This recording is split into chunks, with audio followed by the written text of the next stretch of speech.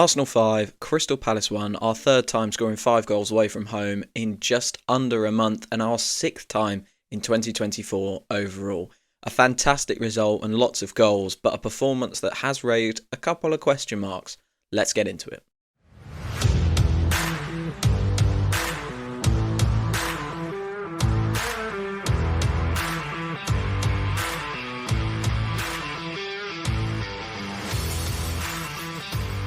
Hello and welcome back to another episode of Arsenal Unfiltered, your 3 times a week dose of Arsenal coverage, with me, your host, Mark.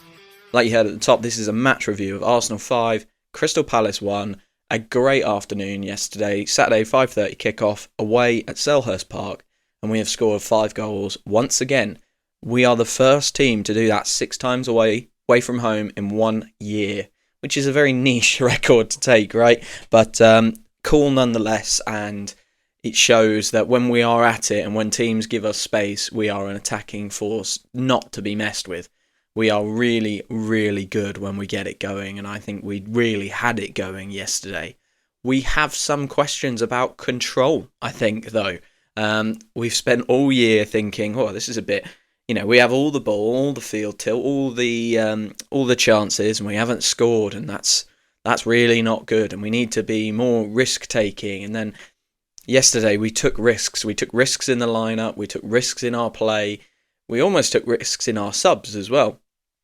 And we didn't like that, apparently, according to the online reaction. I'm going to get into all of that.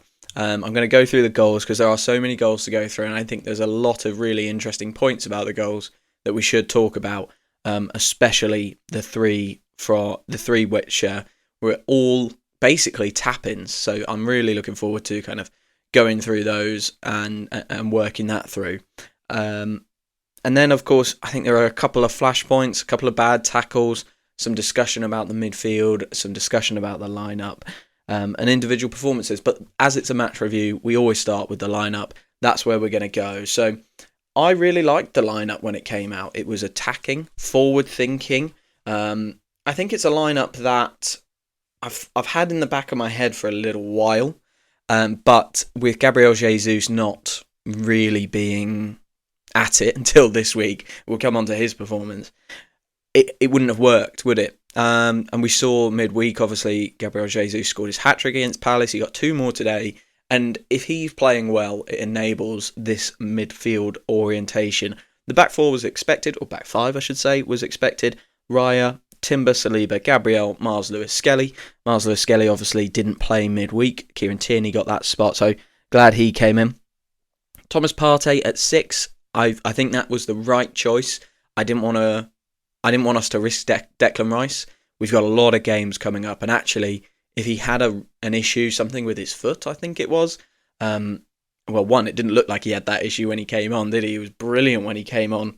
Absolutely fantastic. But there was no need to risk him. And then in front of him was Martin Odegaard and Kai Havertz, and that's something we haven't seen for a long time.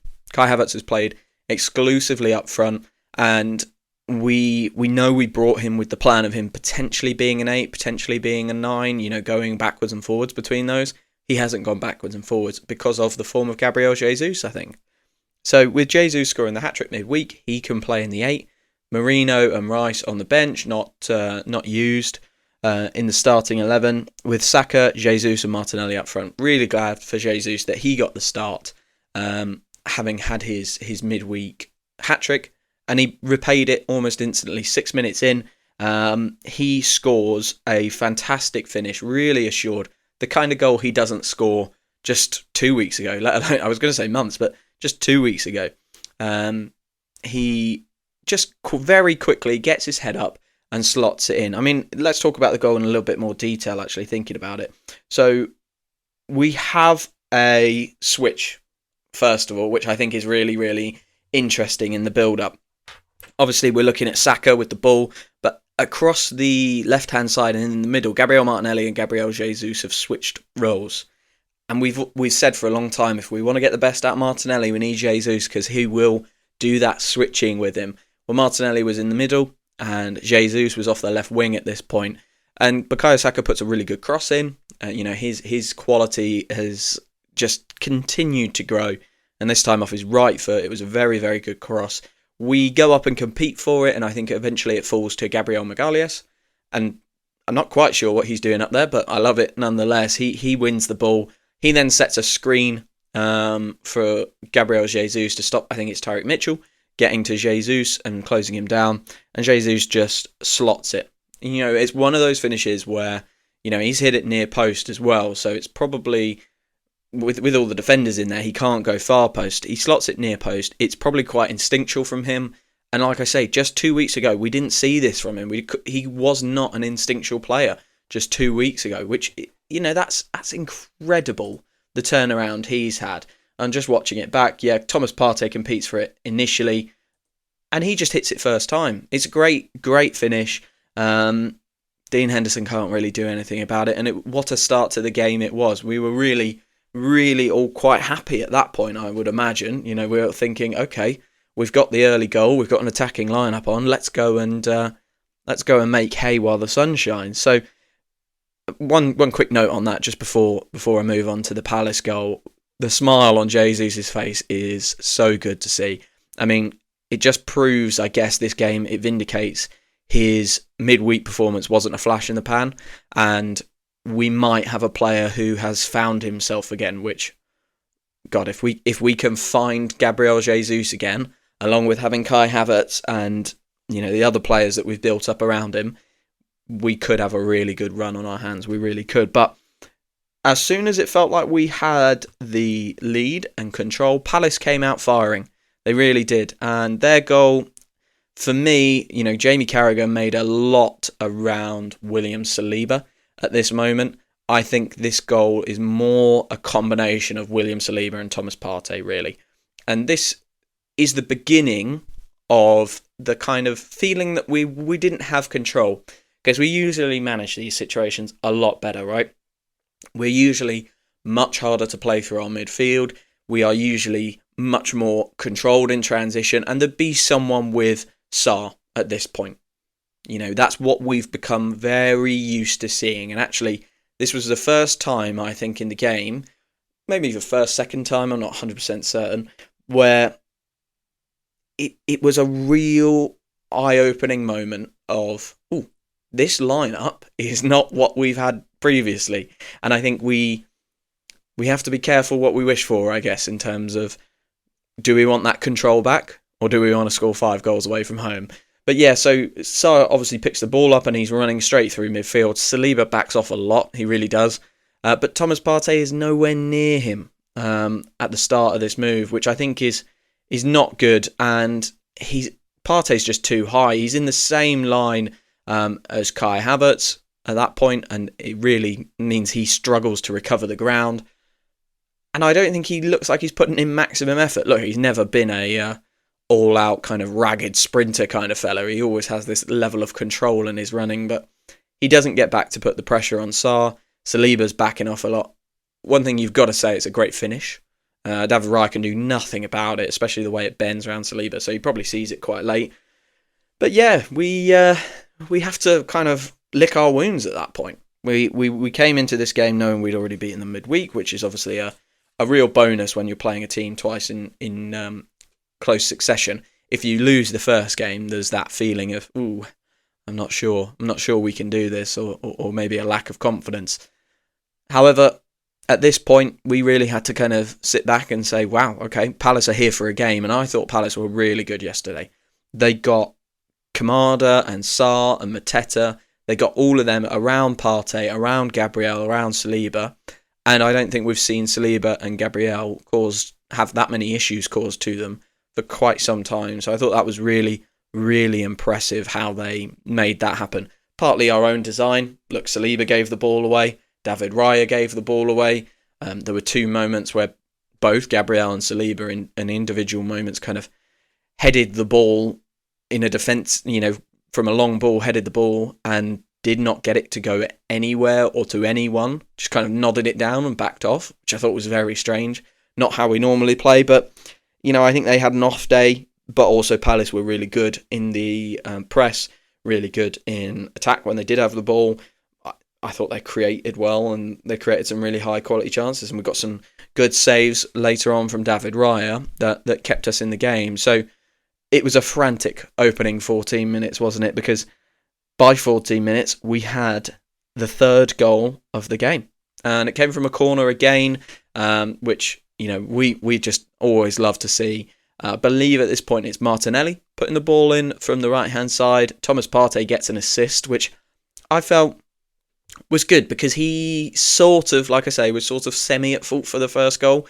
And he's had a good season this year. So pleased to see him able to bounce back from a mistake, and his composure in the box at that point, rather than trying to spin and hit it himself or anything like that. He took the ball down really, really well after, the ball comes in from Martinelli. It's sort of competed for, goes straight up in the air. He drops it down and sets it on a plate for Gabriel Jesus, who really has found his finishing boots. Another near post finish, but again, hits it first time, no doubt, instinctual. That's the difference, it feels like. This week, Gabriel Jesus has been completely instinctual. That has been the real difference. It's a great finish. Dean Henderson, I think, is unsighted. So, usually you'd say, you really don't want to be getting beat at your near post like that. But there are a lot of players. Arsenal group their players together. Palace defenders are in there as well. They're all in front of Dean Henderson. So I think he has an almost impossible job, really, to try and see that and keep it out. There's looking at sort of 5 or 6 players in his line of sight. So, yeah, it's a great goal from Gabriel Jesus again. And 14 minutes in, we don't know what's hit us, really. It's an incredible start to the game. One thing I would say is both teams in this game, and certainly in this first 14 minutes, did not defend their boxes well. And I think that's why we have 6 goals to talk about today. That was the real defining factor. There was no control for either team in this game. And I think we just were looking, both teams, in terms of the 6 and the centre-backs. I mean, Palace had 3 centre-backs. They couldn't really cope. They weren't in good form. And our centre-backs weren't in good form. I think that was a real theme of the game. And yeah, that leads to so many big chances for us in that 14 minutes and for them. Then we had a little, I guess, pause in the goals. I think it was about 24-ish minutes until we got the next goal. And the next goal, I think, is entirely born out of the lineup, which is great. We did have the shaky moments before with Saliba giving the ball away, and I think that was when he had his dodgy header as well. So, look, we were at 2-1, not comfortable at all. So to get to 3-1 by half-time, I mean, Jamie Carragher, he annoyed me all day, but he did have a very good point that he was kind of talking about the next goal could make the game really, really spicy. We nearly got it through Big Gabby hitting the bar, but we did finally get it through Kai Havertz. Look, this is the kind of goal where, again, this really kind of reinforces the talk between control and risk and incision for me. And we will get to that discussion, I think, because Gabriel Martinelli has come on at this point. Moved to the right because of Bukayo Saka's injury. He does a really good job down the right. And generally, I thought he had a very, very good game. Obviously scored his goal, nearly gets an assist in this moment. But he breaks down the right and puts a very good cross in for Gabriel Jesus. Great header from him. He should have had another hat-trick. So close there, close later on before the Martinelli goal. That header is very good, but it does hit the post, right? And I think in recent weeks, we would have been looking at that moment and going, chance missed. And thinking, when are we ever going to get a better chance than that? Because, a team is sitting deep against us or whatever, really. That's certainly how that would have felt in the Everton game or in the Fulham game. So that's a really interesting moment to compare, I think, because we didn't feel that yesterday because Kai Havertz was on the pitch. Now, we took the risk. We took the risk of having 2 strikers on the pitch. And this is an absolute moment that defines why we did it. Because that is the simplest of simple goals for Kai Havertz. We scored 3 goals that are about having people in the box. Okay, the first Gabriel Jesus goal, we have Partey competing for it. We have Magalhaes competing for it. Erdegaard's in there. I think Martinelli's in there. Jesus is at the back post. So they've attracted all the defenders, okay? They've attracted all the defenders out towards the front post. Jesus is completely unmarked at the back post. In this goal, right, the ball is in. Jesus wins his header. It's a great header, but narrowly misses. Normally, chance gone. But we have Kai Havertz, who really actively, you can see it in the build-up, really actively looks to get into the box, and he really actively looks to break the line as well. As all the Palace defenders are kind of sleeping and watching Jesus head it, he drives forward and makes sure he takes a step forward, so he's on the 6-yard line. And as this ball hits the post, right, he is way ahead, or way sharper, I should say, than all of the Palace defenders. So yes, we gave up some control in this game. We didn't have Declan Rice at left 8 until he came on. We didn't have Mikel Merino in there. We didn't have Rice at 6. Okay, and that's the point. If Rice had been fit enough, I'm sure he starts at 6. But what we did have is 2 strikers on the pitch. Okay, and we did have a lot of forward running. We did have a lot of positive momentum. I'll take it. Do you know what I mean? I will absolutely take it. Yes, they ran through, for their goal, they ran through our midfield too easily. And they probably found, when Saliba and Gabriel weren't playing great, they found it a lot easier to get on top of them because there was less of the Merino-Rice kind of combination in there. And they exploited that, absolutely. And they played really well to exploit that. But because we have a good keeper, and because we have usually very good centre-backs, I think this Kai Havertz option in midfield is suddenly looking really, really good. If Jesus can continue playing well, and Kai Havertz can start, being maybe a little bit more intelligent defensively, but keep making some of these forward runs, we have real potential to score more of these just absolute tap-in easy goals. We don't score many of them, and we need to get more of them. Okay, so that's the first half. I'm going to take a quick break.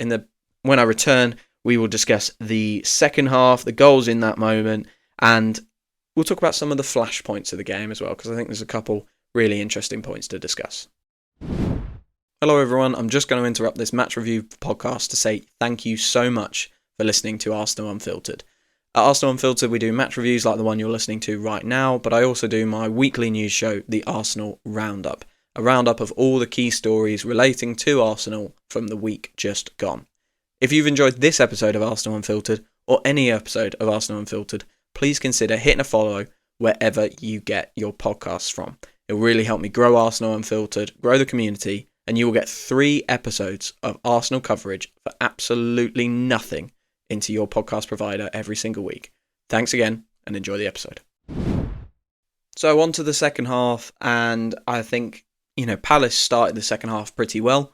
As I mentioned before, they were talking a lot on Sky about if this goes to 3-2, the atmosphere in the stadium is going to really ramp up because Palace will see it as a real scalp if they could have done that. Obviously, it didn't go to 3-2, but they did have some chances. Ismail Assar had a header, but we started to manage it a little bit better. I think Gabriel and Saliba picked up a little bit in the second half. They really were struggling in the first half, and I think Partey as well was struggling. Like I mentioned before, they did a really good job of getting their 2-10s and Mateta into that space just in front of the centre-backs and around Thomas Partey. And that's what made it so difficult for us, because where we didn't have the tightness of Rice and Merino or Rice and Partey, any of those combinations, where we didn't have that, they were able to exploit that space a lot more. So I thought that was a really interesting tactical change that they made from midweek, where they kind of used that area to restrict us midweek. When they were at home in this game yesterday, they used that area to try and exploit us. So it's the same bit of the pitch, which is really interesting. So, clever from Palace that, I thought. They had their chances, but what changed the game and kind of solidified this win for us is the 2 subs at 60th minute. And I think, let's give Mikel Arteta real credit this week, because midweek I thought he picked the wrong starting lineup. Okay. And he made some great changes. Ødegaard came on, changed the game. Saka came on, got an assist. Saliba came on, steadied us up. So midweek, he made some great changes. Yesterday, I thought he picked a great lineup. Okay, I really liked the lineup, but it was clear it wasn't quite working because Palace were having such a good game, playing really, really well. I think the only thing Palace did poorly was defend their own box really poorly. same as us actually, and he could see there wasn't enough control. So he brings on Calafiori, he brings on Rice. He doesn't take Partey off, which I thought was really interesting. Partey's had a really good season, but you could see he was struggling in this game. He was getting run past a lot, and rather than taking him off, which I thought that was the obvious change, and putting Rice in the 6, he takes Havertz off and put Rice in the left 8 and lets him continue playing left 8, by the way, but just knows that Declan Rice's ground coverage is so good that he's going to be able to support Thomas Partey. The other thing he does is obviously he takes off Miles Lewis-Skelly, who is typically a midfielder, and puts on Ricardo Calafiori, who is typically a defender. Or, I mean, you could argue in some circles he's a centre-back playing at left-back. So it's clever changes from Arteta, because I think he's picked a team that's aggressive, offensive, to enable Jesus and those players to thrive, and they are doing, but it's sacrificing a bit at the back. And he takes the opportunity at around 60 minutes to say, okay, you've had your opportunity to kind of right this game and get control of this game. I'm putting on my 2 big men, lots and lots of money put into those defensive-minded players, and yeah, that's going to be how I control this game. You've had your chance, lads. Obviously, that happens at 60 minutes, and we have the Martinelli goal not that long after. I'm just looking through my notes as to when the time was. 60 minutes, yeah, so basically just after.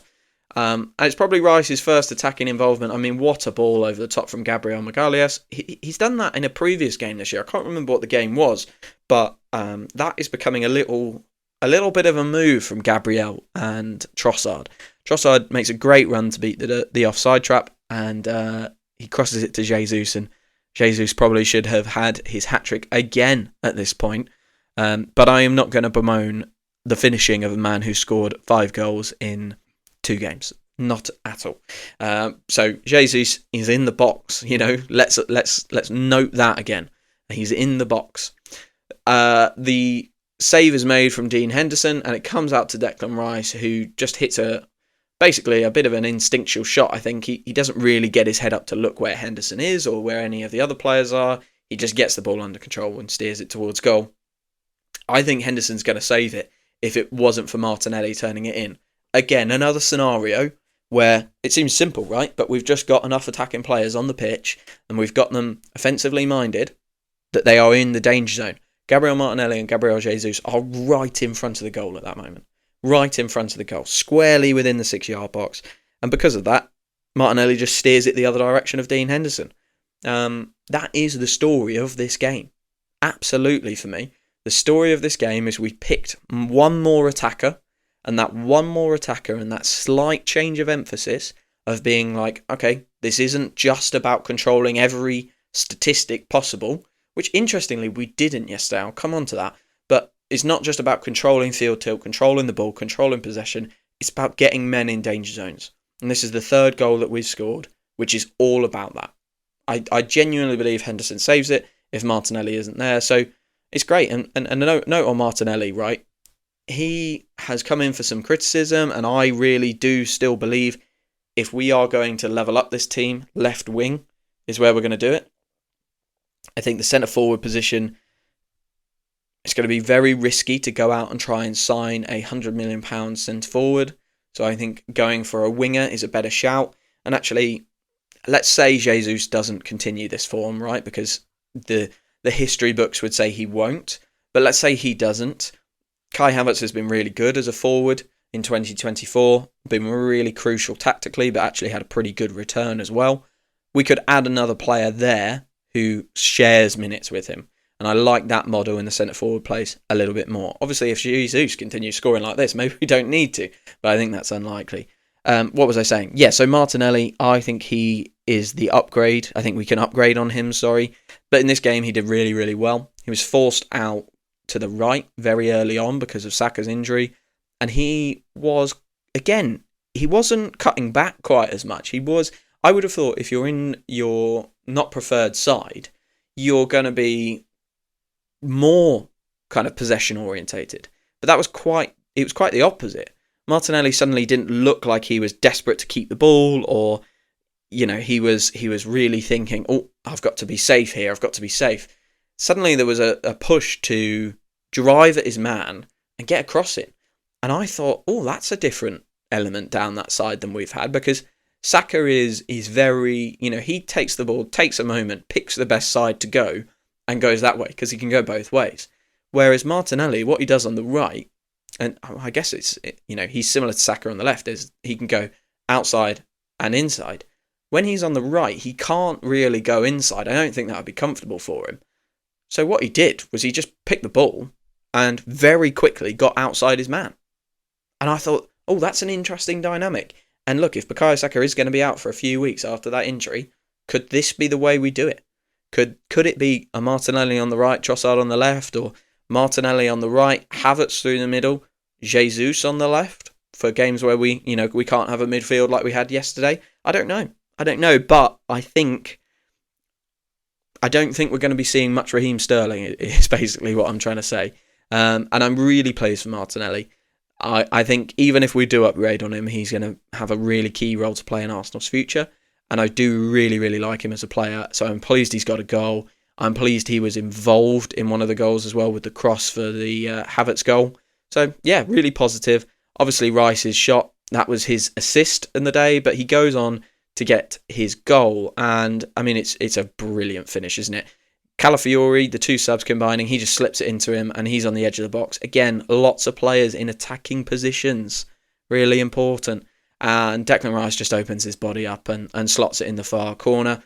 That made it 5-1 and that finished the game entirely. So a couple of things really to discuss before we finish today.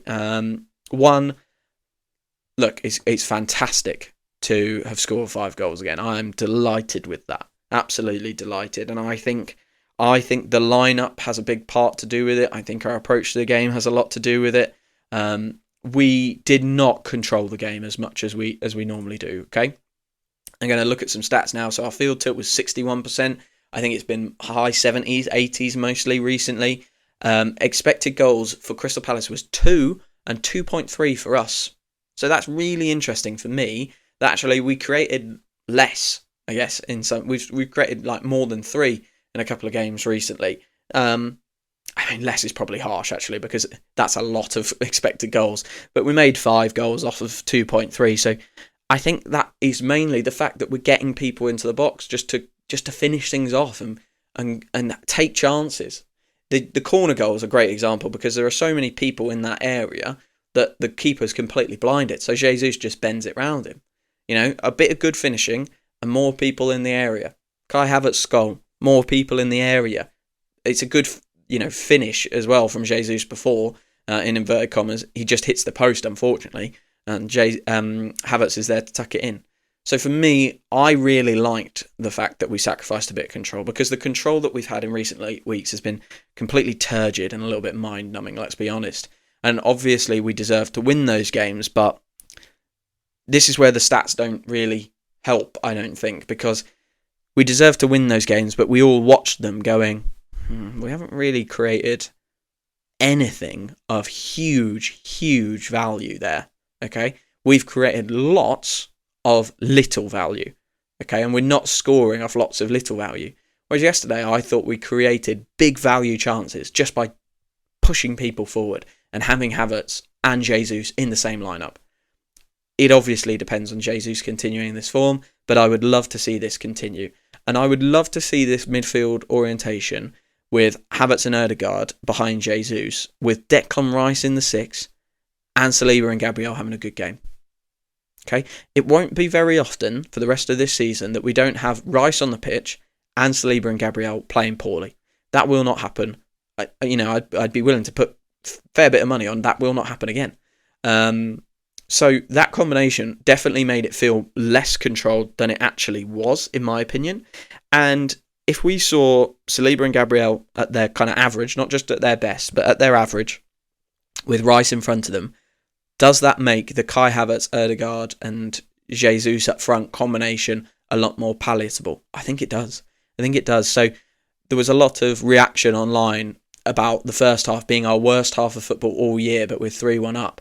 And I was baffled by that because I thought, hang on, this is what we've been asking for, guys. We've been asking for us to take more of a risk. So yes, we are getting played through the midfield a little bit more, but two things. One, Palace are playing brilliantly, and they've really thought about how to exploit us tactically. So you've got to give them their credit. And two, we've put Kai Havertz in midfield so we can go and score more goals. He's scored more goals. Gabriel Jesus has scored 2 at that point.